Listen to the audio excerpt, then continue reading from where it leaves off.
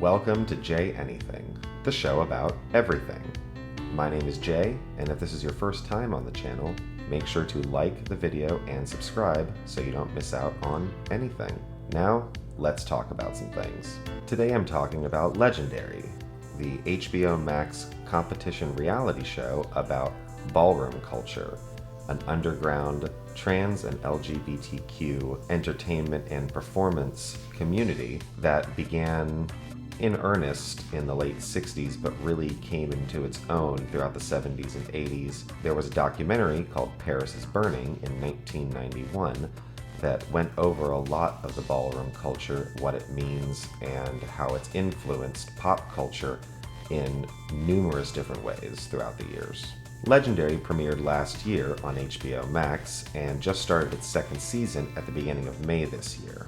Having been a huge fan of the first season of the show, and at this point having watched it upwards of 5 times all the way through, I really wanted to make a video talking about my thoughts on this second season, what I like, what I don't like, and how I think things might look for the show in the future. Just a quick recap on my thoughts for Season 1, which there will be spoilers for this, so if you haven't seen Season 1 of Legendary, I recommend going to check it out. I really loved Season 1 of Legendary because even though it was very rough around the edges and made some changes to the ballroom format to be better for TV, there was something really authentic about that first season. My favorite houses were Lanvin, Balmain, and Escada, all 3 of which actually made it to the finale of the show. And while the House of Balmain did end up taking the trophy for the entire season, House of Lanvin won more challenges and, to me,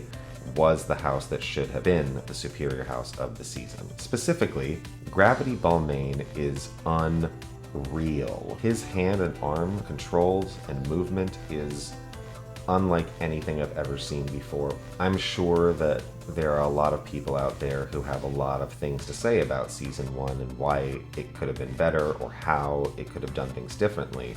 But to me, Season 1 was just incredible, out of this world.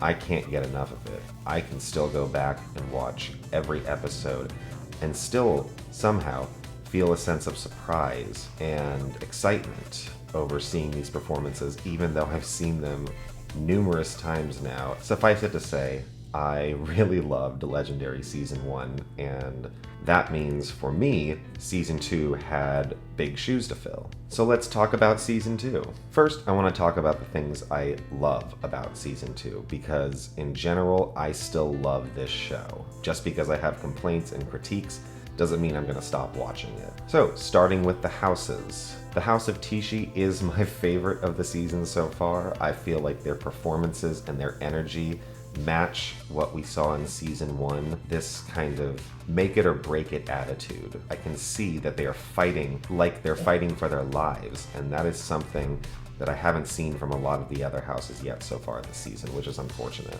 The House of Balenciaga is also one of my favorites this season. I know that part of that is because, as a longtime fan of RuPaul's Drag Race, I know Mariah Balenciaga, who is in Season 3 of Drag Race, my personal favorite season of the entire series. So I had a preclusion to like the House of Balenciaga from the get-go, knowing that Mariah was once a member of that house and they have very high standards. I was not disappointed, because even though Balenciaga's Grand March performance in episode 1 wasn't my favorite, I feel like every ball since, they've really brought it, and it's been an exciting experience every time. Also, Shannon is gorgeous and talented and knows how to lead this house. The House of Miyake Mugler is also one of my favorites this season. The most recent episode of Legendary kind of spotlighted this house. Miyake Mugler is a great house, and I see them growing as a team similarly to how the House of Balmain did in Season 1. So I can see them kind of taking that underdog status and working their way up to be in the finale, I hope. Now let's move on to our esteemed judges panel, which is the same from Season 1. It features Jamila Jamil, who was a presenter in the UK for many years before being on NBC's The Good Place for 4 seasons. We've got one of the best female rappers in the game right now, Meg Thee Stallion. There's fashion icon Law Roach, and of course the ballroom icon herself, Laomi Maldonado.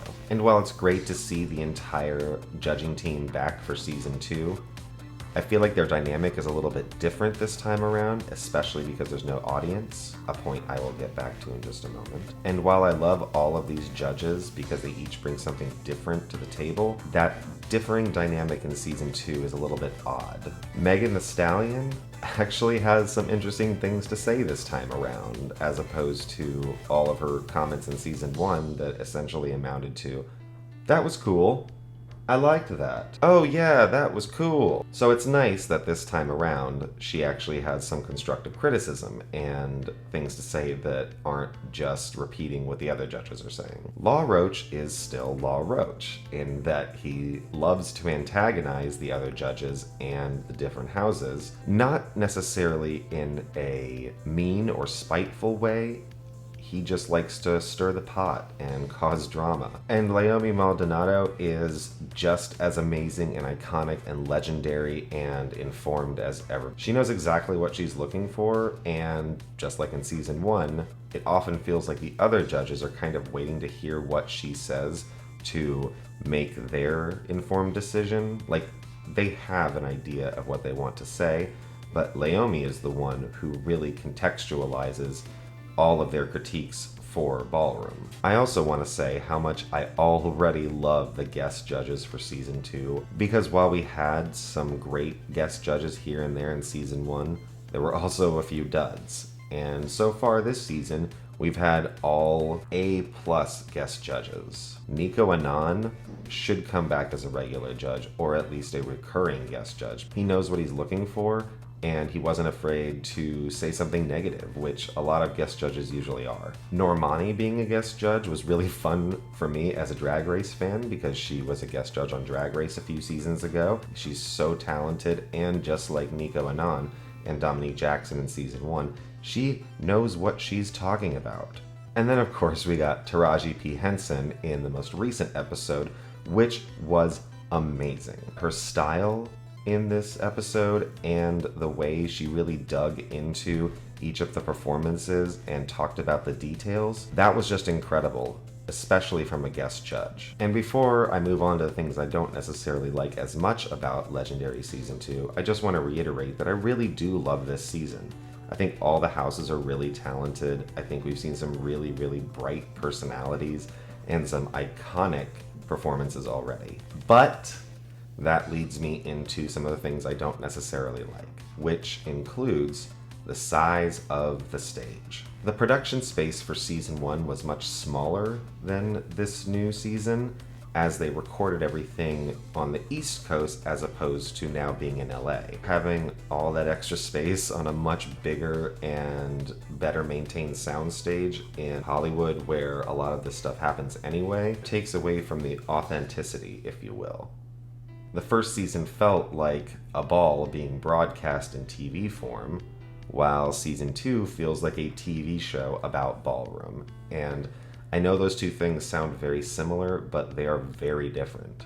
Because in season 1, every episode, except for the finale, included a live studio audience who was watching these performances and reacting, cheering, applauding, booing. There was interaction and a sense of energy with having the audience there that just isn't present here in season 2. And at the end of the day, ballroom kind of needs an audience. That's what it's about. It's about the community. It's about bringing people together and having these functions as a community. So when you remove an integral part of this entire experience, it really does detract from everything that you're trying to get from it. I understand the restrictions in place, and I'm not saying that they should have had an audience when there's a global health crisis happening and they're unsure about who is or isn't safe. But they could have pushed back production.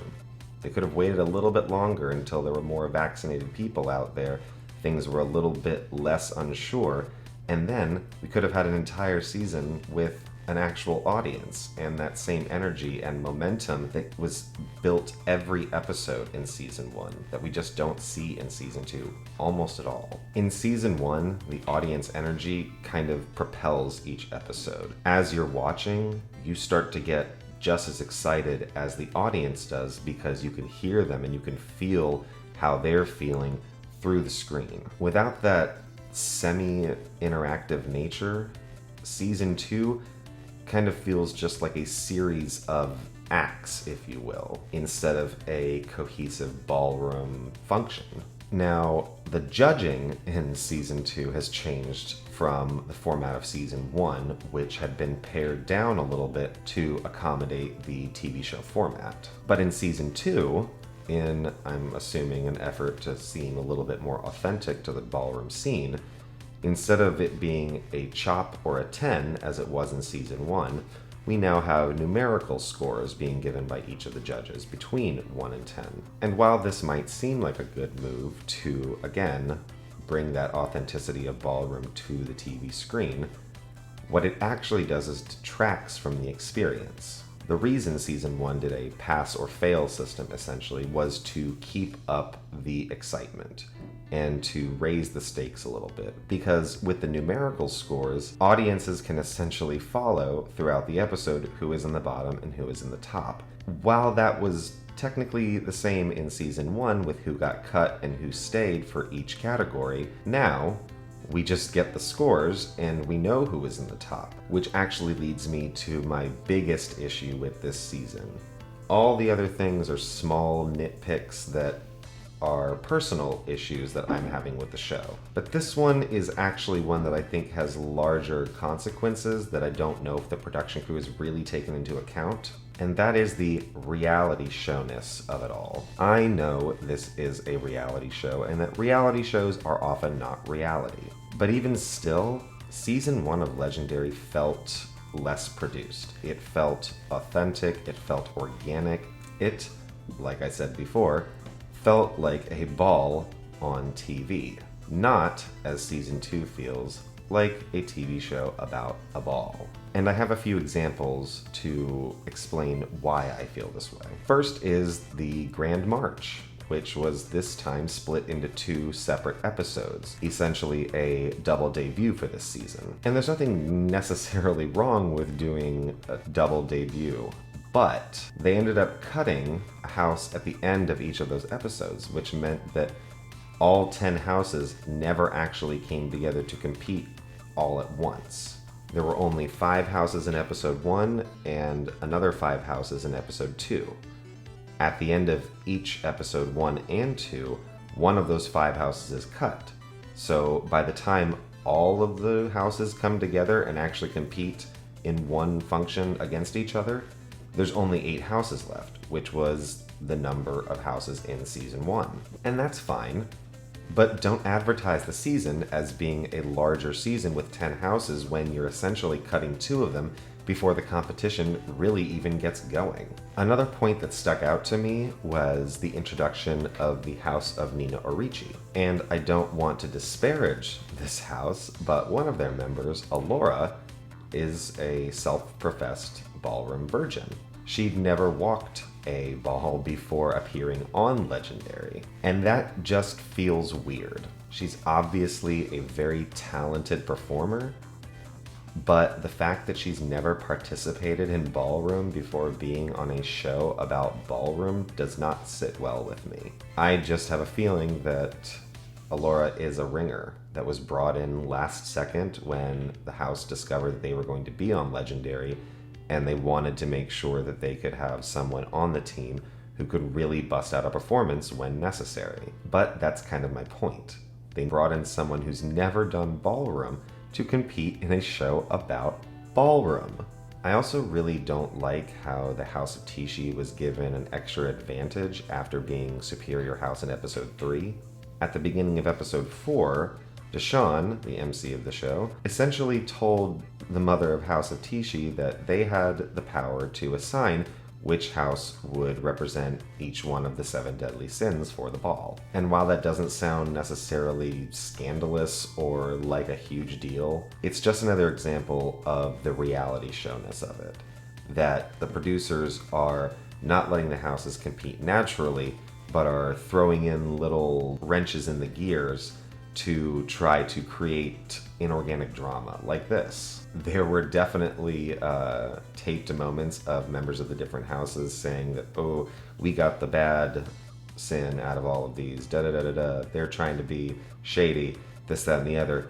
And that just isn't interesting to me because, again, it's inorganic, it's set up. This isn't just the houses throwing shade at one another.